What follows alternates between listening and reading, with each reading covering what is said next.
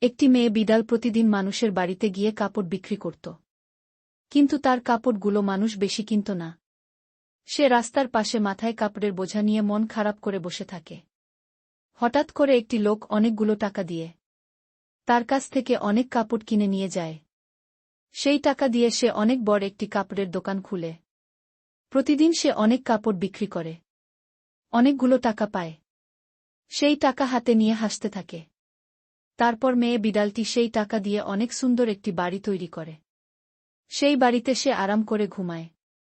বন্ধুরা, আর নতুন নতুন ভিডিও পেতে আমার চ্যানেলটা সাবস্ক্রাইব করবেন।